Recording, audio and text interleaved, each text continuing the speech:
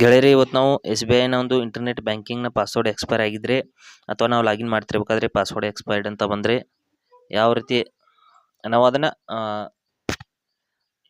ಅದನ್ನು ಸಾಲ್ವ್ ಮಾಡ್ಕೋಬೇಕು ಅಂತ ಹೇಳ್ತೀನಿ. ಮೊದಲು ಕ್ರೋಮ್ ಬ್ರೌಸರ್ನ ಓಪನ್ ಮಾಡಿ ನಾನು ಇಂಟರ್ನೆಟ್ ಬ್ಯಾಂಕಿಂಗ್ನ ಡೀಟೇಲ್ಸ್ ಹಾಕಿ ಲಾಗಿನ್ ಮಾಡ್ತೀನಿ. ಇಲ್ಲಿ S B I internet banking ಅಂತ ಸರ್ಚ್ ಮಾಡ್ಕೊಳ್ಳೋಣ. S B I internet banking ಅಂತ ಸರ್ಚ್ ಮಾಡಿದ ನಂತರದಲ್ಲಿ ಮೇಲ್ಗಡೆ ನೋಡ್ಬೋದು ಪರ್ಸನಲ್ ಬ್ಯಾಂಕಿಂಗ್ನ ಓಪನ್ ಮಾಡ್ಕೋತೀನಿ. ಓಪನ್ ಮಾಡಿ ನಾವು ಇಲ್ಲಿ ಮತ್ತೆ ಕಂಟಿನ್ಯೂ ಟು ಲಾಗಿನ್ ಅಂತ ಕ್ಲಿಕ್ ಮಾಡ್ಕೊಳ್ಳೋಣ. ಮಾಡಿದ ನಂತರದಲ್ಲಿ ಇಲ್ಲಿ ಯೂಸರ್ ನೇಮ್ ಹಾಗೂ ಪಾಸ್ವರ್ಡನ್ನು ಹಾಕಿ ಲಾಗಿನ್ ಮಾಡ್ತೀನಿ. ಮಾಡಿದ ನಂತರದಲ್ಲಿ ನೀವು ನಿಮಗೆ ಸಂಪೂರ್ಣವಾಗಿ ತೋರಿಸ್ತೀನಿ. ಇಲ್ಲಿ ಮತ್ತೆ ಕ್ಯಾಪ್ಚಾ ಕೋಡನ್ನು ಕೂಡ ಹಾಕ್ತೀನಿ. ಹಾಕಿ ಲಾಗಿನ್ ಮಾಡಿದ ನಂತರದಲ್ಲಿ ನನಗೆ ಎಸ್ ಬಿ ಐನ ಒಂದು ಇಂಟರ್ನೆಟ್ ಬ್ಯಾಂಕಿಂಗ್ ಪಾಸ್ವರ್ಡ್ ಅನ್ನೋದು ಎಕ್ಸ್ಪೈರ್ ಆಗಿದೆ ಅಂತ ತೋರಿಸುತ್ತೆ. ಅಂಥ ಸಮಯದಲ್ಲಿ ಏನು ಮಾಡಬೇಕು ಅನ್ನೋದನ್ನು ಸಂಪೂರ್ಣವಾಗಿ ನಾನು ಹೇಳ್ತೀನಿ. ಇಲ್ಲಿ ಪಾಸ್ವರ್ಡ್ ಅಥವಾ ಯೂಸರ್ ನೇಮ್ ಮರ್ತೋಗಿದ್ರೆ ಇಲ್ಲಿ ಕೆಳಗಡೆ ಲಾಗಿನ್ ಪಾಸ್ವರ್ಡ್ ಯೂಸರ್ ನೇಮ್ನ ಫಾರ್ವರ್ಡ್ ಮಾಡುವಂಥ ಆಪ್ಷನ್ ಕೂಡ ಇಲ್ಲಿ ನೋಡೋದಕ್ಕೆ ಸಿಗುತ್ತೆ.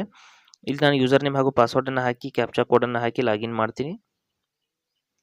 ಲಾಗಿನ್ ಮಾಡಿದ ತಕ್ಷಣದಲ್ಲಿ ನೋಡ್ತಾ ಇರ್ಬೋದು ಒನ್ ಟೈಮ್ ಪಾಸ್ವರ್ಡ್ ಇಲ್ಲಿ ನನ್ನ ಫೋನ್ಗೆ ಬರುತ್ತೆ. ಅದನ್ನು ಹಾಕಿ ನಾನು ಸಬ್ಮಿಟ್ ಮಾಡ್ಕೋತೀನಿ. ಸಬ್ಮಿಟ್ ಮಾಡಿದ ನಂತರದಲ್ಲಿ ಇಲ್ಲಿ ನೋಡಿ OTP ಹಾಕಿದ್ದೀನಿ. ಹಾಕಿದ ನಂತರದಲ್ಲಿ ಇಲ್ಲಿ ಸಬ್ಮಿಟ್ ಮಾಡ್ಕೋತೀನಿ. ಇಲ್ಲಿ ನೋಡ್ತಾ ಇರ್ಬೋದು internet banking password has expired as per bank policy, please change your password ಅಂತ ಬರ್ತಾ ಇದೆ. ಈಗ ಏನು ಮಾಡ್ಬೇಕಂದ್ರೆ ಓಲ್ಡ್ ಪಾಸ್ವರ್ಡ್ ಮತ್ತು ನ್ಯೂ ಪಾಸ್ವರ್ಡ್ ಎರಡು ಕಡೆ ಹಾಕಬೇಕಾಗುತ್ತೆ. ಓಲ್ಡ್ ಪಾಸ್ವರ್ಡನ್ನು ಒಂದು ಕಡೆ ಹಾಕಬೇಕು ಮೇಲ್ಗಡೆ, ನಂತರದಲ್ಲಿ ಕೆಳಗಡೆ ಎರಡು ಕಡೆ ಹೊಸ ಪಾಸ್ವರ್ಡನ್ನು ರೆಡಿ ಮಾಡ್ಕೋಬೇಕು. ಮಾಡಿದ ನಂತರದಲ್ಲಿ ಸಬ್ಮಿಟ್ ಅಂತ ಕ್ಲಿಕ್ ಮಾಡ್ಕೋಬೇಕು. ಮಾಡಿದ ನಂತರದಲ್ಲಿ ಮತ್ತೆ OTP ಬರುತ್ತೆ ಸ್ನೇಹಿತರೆ. OTPನ ಹಾಕಿ ಸಬ್ಮಿಟ್ ಮಾಡಿದ ನಂತರದಲ್ಲಿ ನಮ್ಮ ಪಾಸ್ವರ್ಡ್ ಒಂದು ಸಕ್ಸಸ್ಫುಲ್ ಆಗಿ ಚೇಂಜ್ ಆಗುತ್ತೆ. ಚೇಂಜ್ ಆದ ನಂತರದಲ್ಲಿ ಮರಳಿ ನಾವು ಲಾಗಿನ್ ಮಾಡಿದರೆ ಆ ರೀತಿ ಅದು ತೋರಿಸೋದಿಲ್ಲ.